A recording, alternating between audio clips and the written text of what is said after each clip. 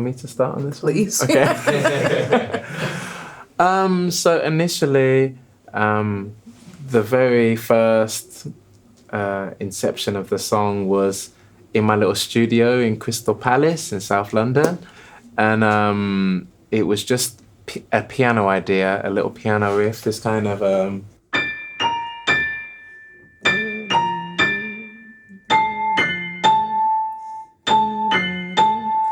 And I thought it was really beautiful. It was me and a good friend of mine that we actually went to Trinity together. We went to school. Moses Boyd, amazing drummer, and he was playing that groove you hear on the record. And it was a piano loop with the drum loop.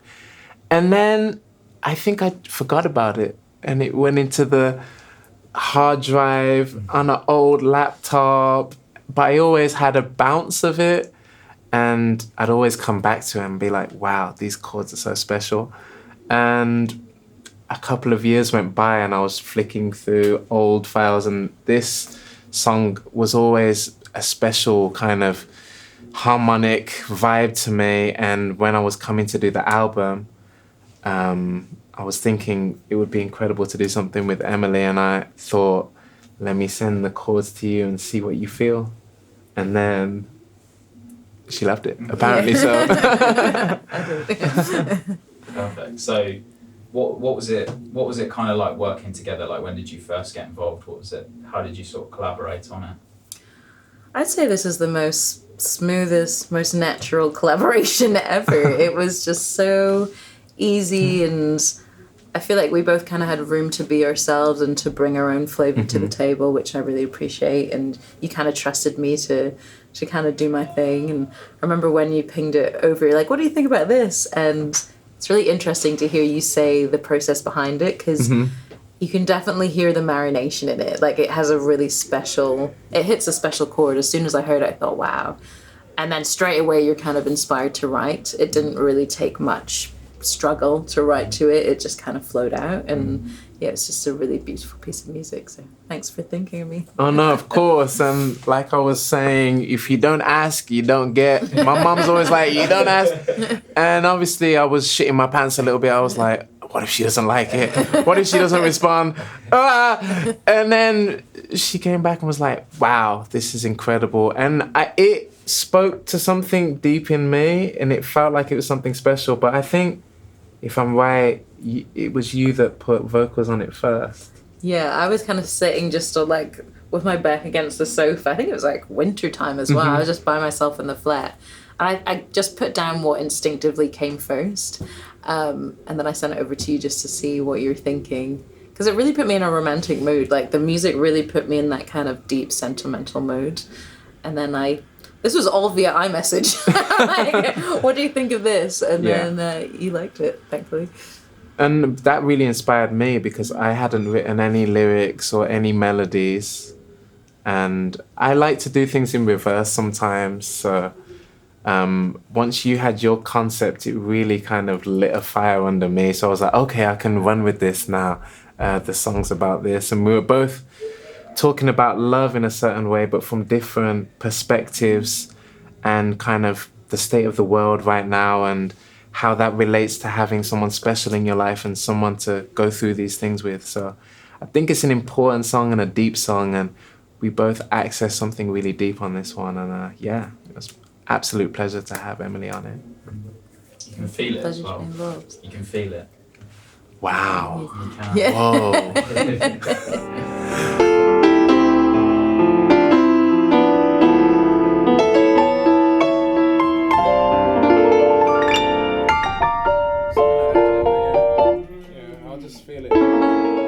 Where does the name come from? I think,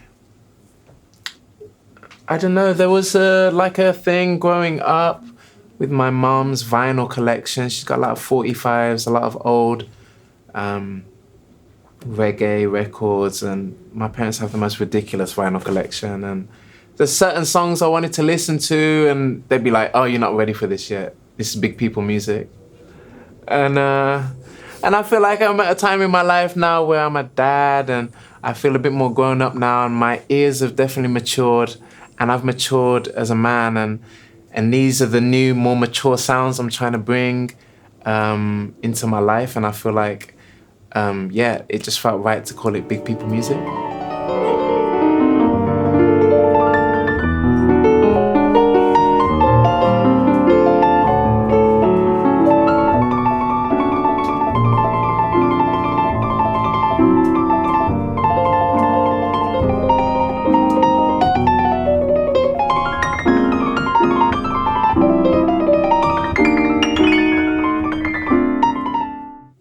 I mean, I guess I was looking for you to be happy to a certain extent, and I guess you were looking for me to be happy. We were kind of... Yeah. There was a process. There was a point we got to where like, yeah, I think we found it. Because you can go a bit crazy with when it gets to the mix and mastering stage. Oh, yeah. Especially once you've lived with the demo for so long.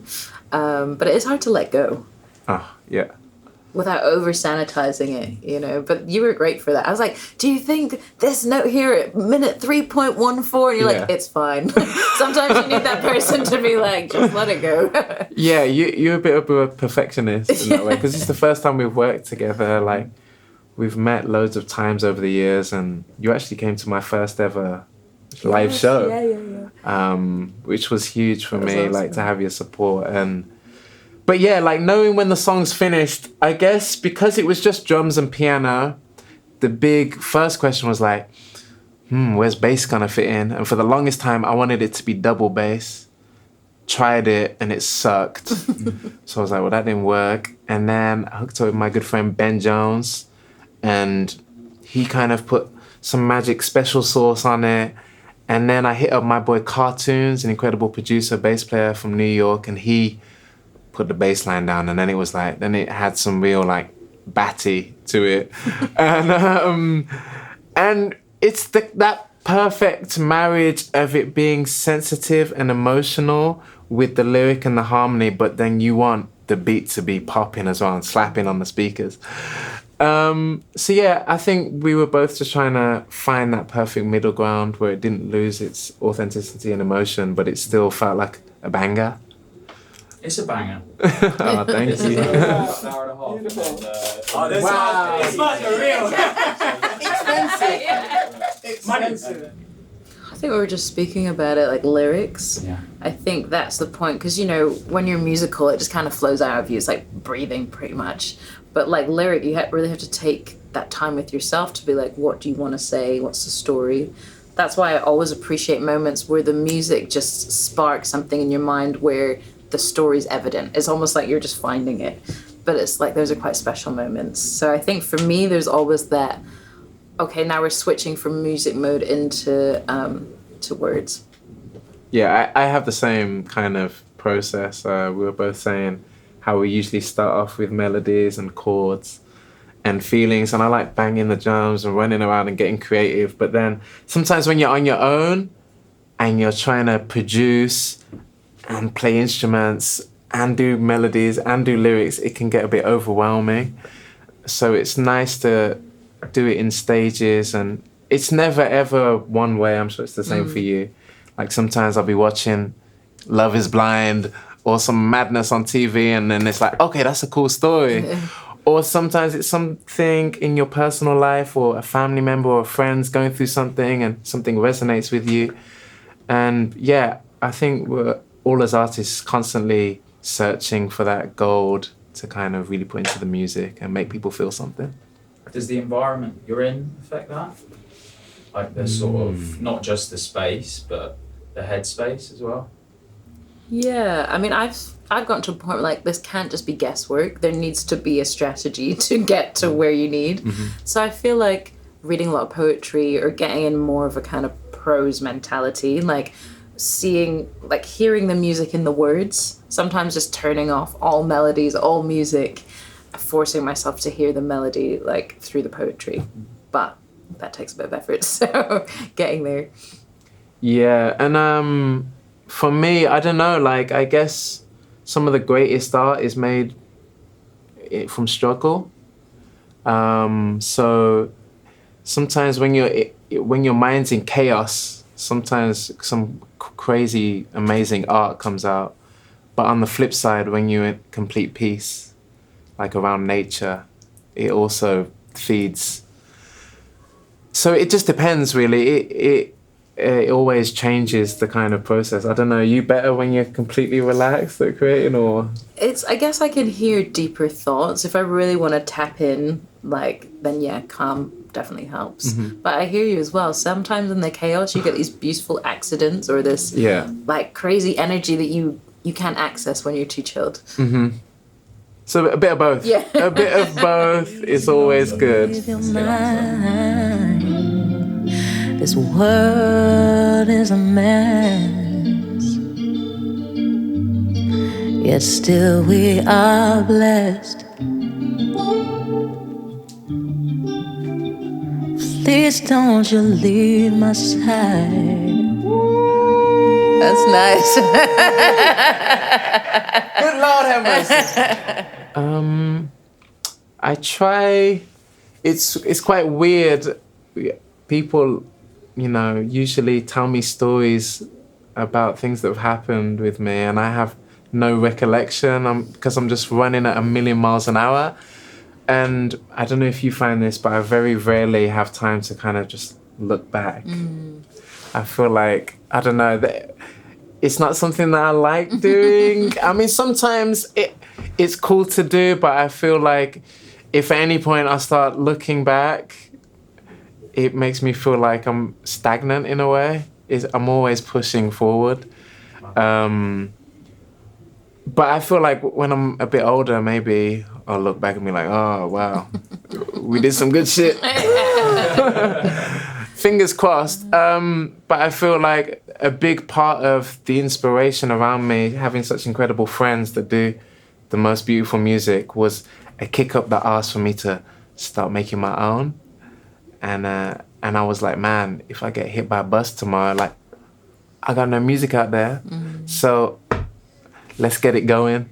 Let's make the text. And then you come back, you're like, let's go. And I'm like, woo! And here we are. So, I mean, you want to answer that? Or? Yeah, I mean, I agree. You're kind of always just got that forward focus, which you do have to balance out because you want to appreciate, you know, like last week you were stressed about it yesterday. So, you know, it's appreciating the fact that, you know, you've achieved something is definitely important. But yeah, I hear what you mean.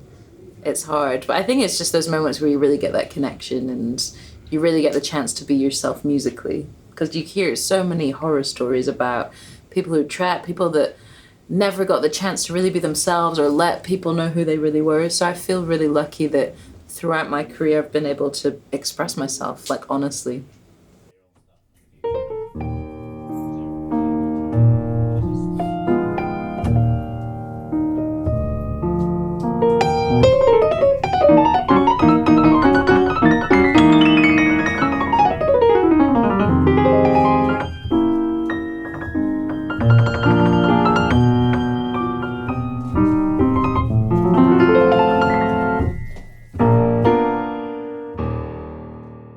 Favorite lyric?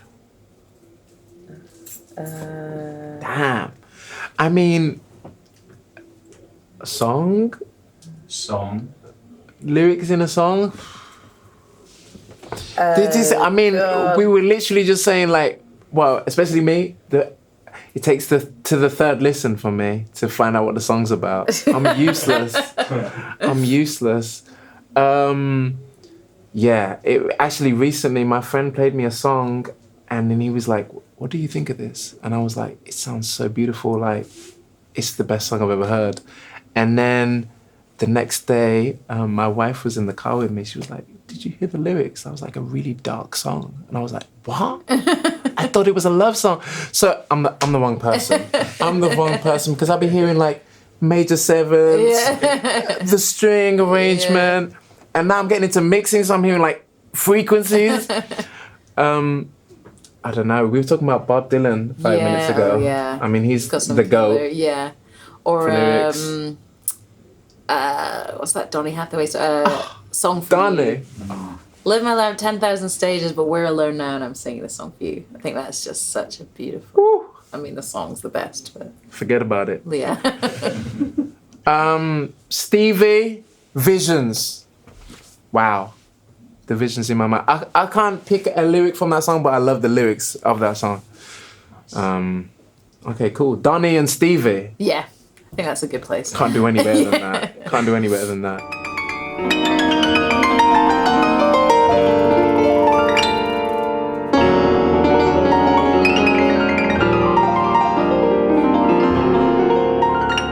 I think there's like just the thought that there's so much that still hasn't been said. Like, I think with music we're lucky because we can kind of always be on the cutting edge of. There's always that hope. Today you're going to create something that's just completely original, and so that's what keeps it exciting, and also like remembering how deeply you can connect with a complete stranger across the world. So I think that keeps me pretty inspired. Yeah, definitely. When people come up and they're like, "Oh, your music got me through this," or it just kind of snaps you out of your little stress bubble of like tax and bills and stuff. And you're like, "Oh wow, this is why we do it." So like, especially the live thing, like people are working their jobs 9 to 5, so stressed, and then they come to us to take them away. Yeah. And it's very beautiful to be that for people. Yeah. Their escape. And that's what keeps us pushing. And also like an old voice memo on the phone, you never know.